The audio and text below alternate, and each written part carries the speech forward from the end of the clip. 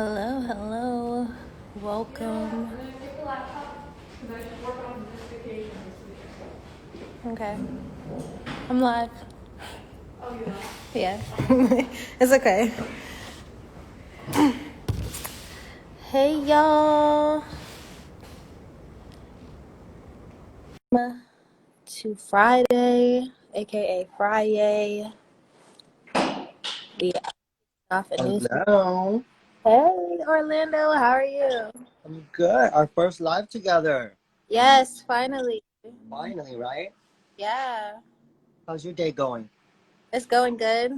I'm about to be done with the workday after this, and then I can go home and start my weekend. How about you? Same. Might go have some dinner. Still celebrating my birthday. Yes, A I love month later. curls are popping tonight. Yes. I've been I, so good about keeping it moisturized. So I don't like tying it up too much because then it gets like wavy. yeah, I gotta let it breathe sometimes. yes, it looks so good. Thank you. Well, hello everybody. My name is Soul. I'm one of the community health social media influencers. I'm also an art educator at the corner, is the Whitman-Walker Cultural Center, and my pronouns are she, her, hers, or they, them. All right. And I'm Orlando. You guys know me as well as one of the social media influencers. My pronouns are he, him, and his. And when I feel comfortable sometimes, sis, Yeah, but that depends on how close we know each other, right? I But feel yeah, thank you for having us. Thank you for having us. yeah. So during the past few months, Whitman-Walker's community health department has expanded its outreach efforts to their social media. We cover various topics about HIV, STI, sexual health practices, access to care, social determinants of health, and general public health interventions. Our series of outreach sessions also focuses on the current pandemic, COVID-19, and ways to manage your sexual, personal, and mental health. The community health team is here to educate and support you. And today we're launching a new series called Consent Sexy. We wanted to use this platform to facilitate a conversation on consent so that we work towards preventing sexual abuse, harassment, rape, and the effects of those kinds of violations on individuals and our community. All right. So real quick, they're telling us on here to update the phone number and the PIN.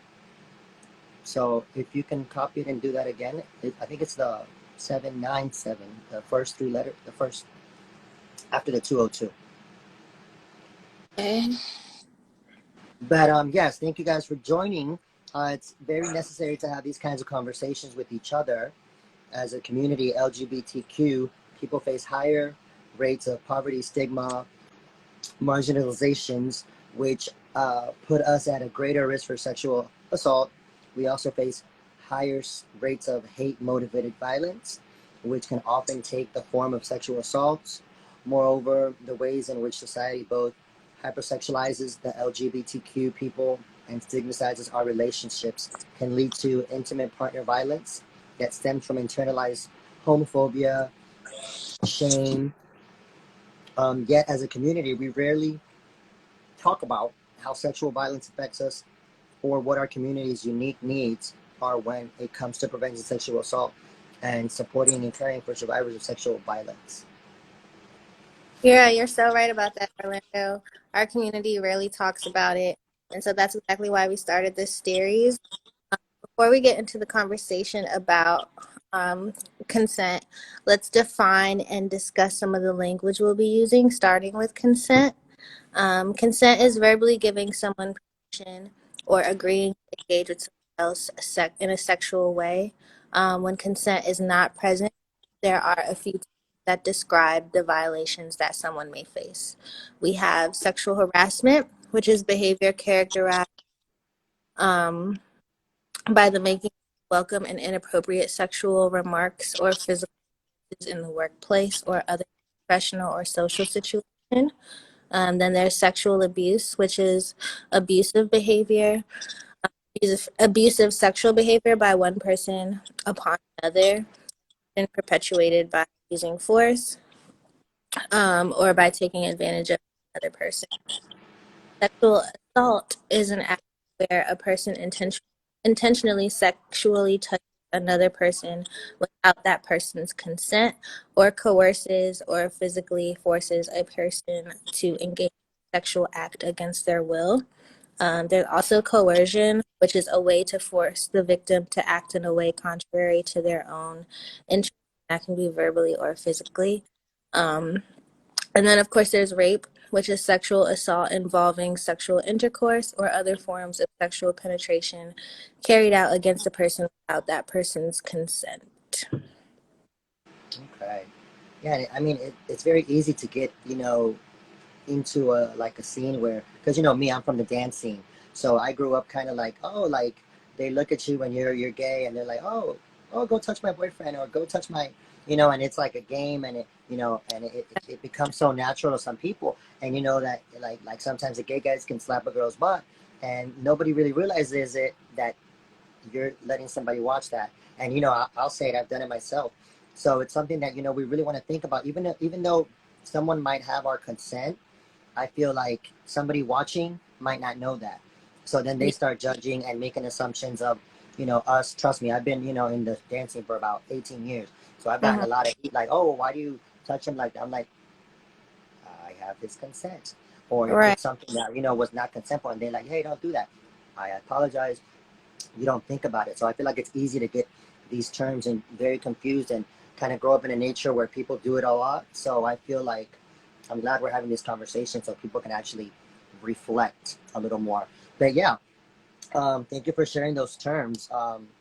How do we talk about consent with a partner or someone we're interested in being sexual? So you just want to have a comfortable, casual conversation with people, talking about what you want and don't want, and respecting your partner's boundaries doesn't have to be serious or scary, or awkward. Consenting and asking for someone's consent just means that everybody's being clear what they want, what they need, and that their partners are respecting each other's limits. So, for asking for consent, it can be as simple as, "Can I do this?" Like, "Can I touch you here?" Do you want me to do this? Can we incorporate this in the bed? Just like effective and clear and concise communication and listening to the answer. It's also important that you're paying attention to people's body language and their tone, because sometimes they might um, they might be saying yes, but their tone is unsure.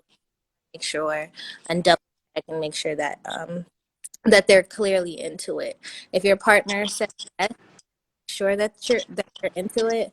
That you have consent. If they don't say yes, then like if they say no, or if they don't say anything, or they say yes but they seem unsure or uncomfortable, then you don't really have consent, and you don't know what they want.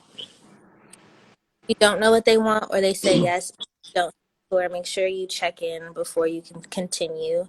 And you can check in by saying something like, "I want to make sure you want to do this. Should I keep going?"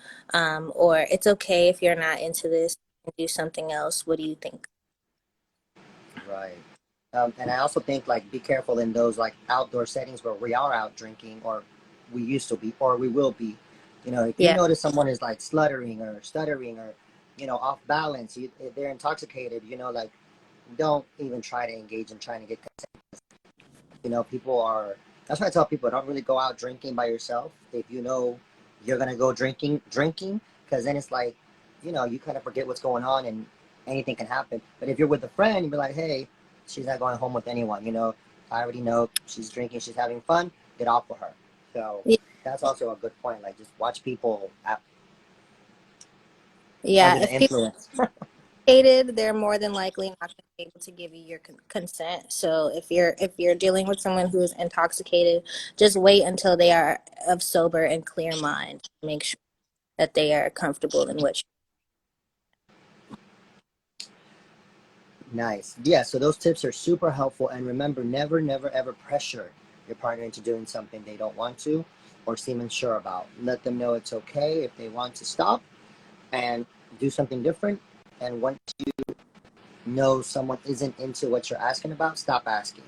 Everyone deserves to have their boundaries respected. being pressured into doing sexual things does not feel good and can totally ruin a relationship. Yeah, absolutely. Do you think you can share some of the statistics on what happens in the LGBT community when consent isn't present? For sure.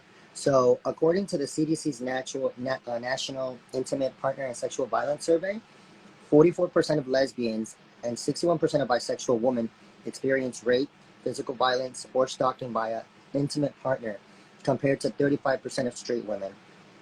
26% of gay men and 37% of bisexual men experience rape, physical violence, or stalking by, sorry, I lost my spot. So 26% of gay men and 30% of bisexual men experience rape, physical violence, or stalking by an intimate partner, compared to 28% of a straight male. 46% of bisexual women have been raped, compared to 17% of straight women and 13% of lesbians. 22% of bisexual women have been raped by an intimate partner, compared to 9% of straight women. 40% of gay men and 47% of bisexual men have experienced sexual violence other than rape, compared to 21% of straight men. Wow. So, as it stands statistically, it seems like the LGBTQ community is reported to be um, a little bit more affected by these violations, especially with the thing that you mentioned earlier about um, some of these violations being stemmed from like just hate towards the LGBTQ community, um, and the discrimination that we face surrounding our identities. So it often makes us a little bit more hesitant to seek help from police, hospitals, shelters, and rape crisis centers, because the very resources that are supposed to help them or help us sometimes discriminate against us because of our our identities. Remember? So, yeah, so it's super important to create spaces for people to feel comfortable disclosing to each other. Do you have any tips on how to approach these types of conversations? Yeah, first I would say if someone that you know has been sexually violated, it's helpful to create a safe space to talk about it, somewhere private where both parties could feel comfortable. And just start off by listening and letting the person share as much or as they want, and let them know that you're there for them. Encourage them to get some help to work through their emotional, mental and physical trauma. And then it's up to whoever is disclosing to decide whether they want to report the assault or the to the police or the authorities. So you don't want to pressure them to do that. And if they do decide to report it, you can help by offering to be there for them and to go and be a support system for them. For sure. And I would also say, a lot of you talk to your youth, talk to your kids, start telling them as children, hey, like, this is what consent means. Because I feel like a lot of parents don't want to have that conversation because it's uncomfortable. And even us, people look up to us and people are always ask us questions. Like, we need to have that conversation. We can all be better. We can all help be better. And we can all definitely help be informed and be more informed. And because, like I said, I'm sure we've both been in a place where we've probably not given consent and someone's done something, or vice versa. We've done something and and we didn't even think about it because they didn't say anything. And then it's very easy to do it again because, oh my God, it was so funny, or ah, ha ha ha. But just know your friends, know your people that you can mess with, and be super cautious about just spreading knowledge. Like, that's why we're here every week, spreading knowledge, trying to help you guys understand that these conversations need to be had. Don't let it go under the rug. Talk to your kids. As soon as they understand what consent means, they need to understand exactly what it means. But if you or someone have been sexually assaulted, there are some LGBTQ friendly resources. I will list them, but they're also going to be posted in the comments. So we have the National Sexual Assault Hotline. You can refer to your local rape crisis center, 1-800-656-HOPE, 1-800-656-HOPE. That's the 4673 24/7, or go online to ohl.rainn.org/online/. We also have Love is Respect hotline. You can call 1-866-331-9947. I think there's an extra digit there, 99474. But we'll double check that. Just hit us up in the DM so we can make sure we give you that right information. They're also 24/7, or you can text Love Is to 22522.